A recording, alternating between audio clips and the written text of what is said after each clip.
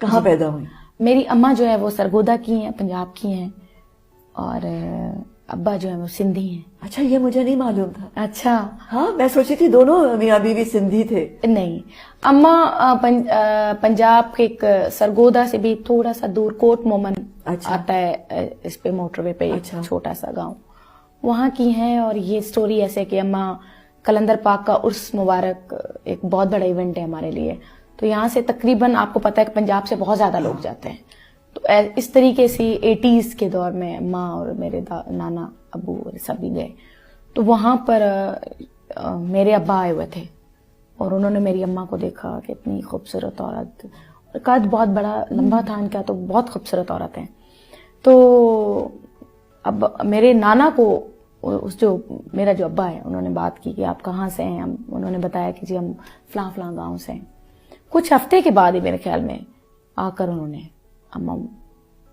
رشتہ آ کر لیا.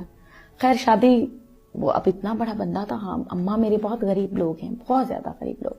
ان کے لیے تو بہت بڑی بات تھی کہ کسی کا اتنا بڑا وڈیرا آ کر اس نے جو ہے وہ رشتہ مانگ لیا. تو ایک ہی بات میں میرے نانا نے کہا جی ٹھیک ہے. خیر اماں کو لے کر وہ آگے، پر یہ پتا چلا آ کر گاؤں میں کہ ان کی 7 بیویاں پہلے ہیں. اب ایسا گاؤں کہ وہاں پر عورت کا اپنے دیور کے ساتھ بات کرنا بھی جرم کیا، مار دیتے ہیں. ایسا خاندان بلوچ فیملی سے ہیں. تو وہاں پر 7 بیویاں پر اس میں سے اولاد نہیں تھی. میں ہوئی، اس کے بعد کوئی 1.5-2 سال کی میں ہوئی تو ان کا مرڈر ہو گیا میرے ابا کا.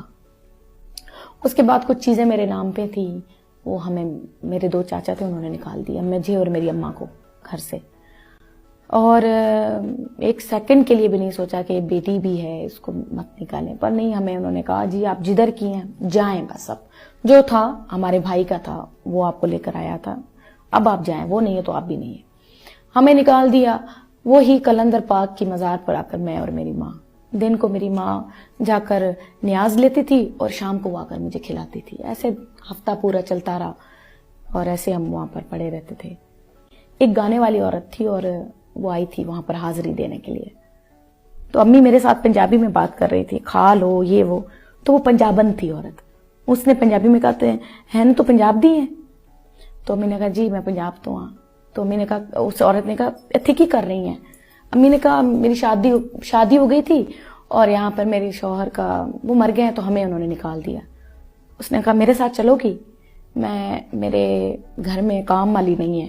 امی نے کہا جلدی پھٹ، ہاں جی میں کر لاں گی کام، مینوں سارا کام آندا ہے، کھانا بھی بنانا ہے، کپڑیاں بھی لانا بھی ہے. اچھا ٹھیک ہے. اس نے کہا چلو.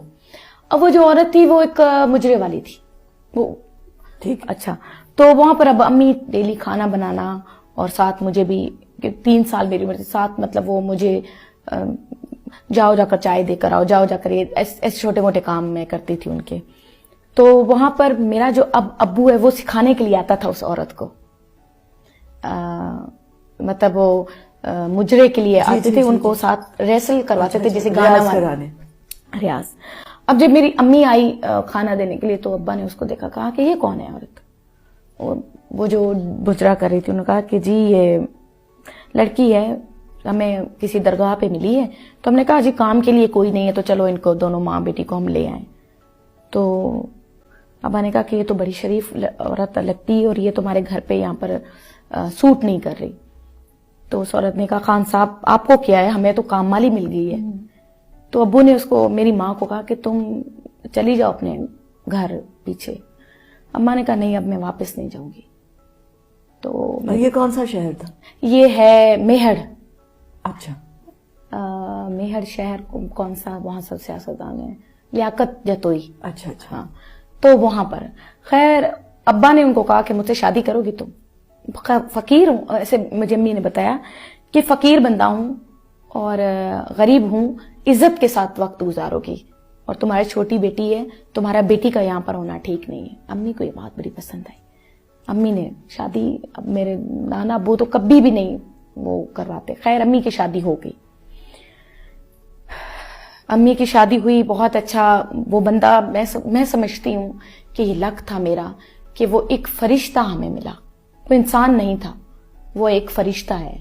جس نے 3 سال کی عمر تک 10 سال تک میری ایسے حفاظت کی جیسے اپنی سکی اولاد کی حفاظت کرتے ہیں.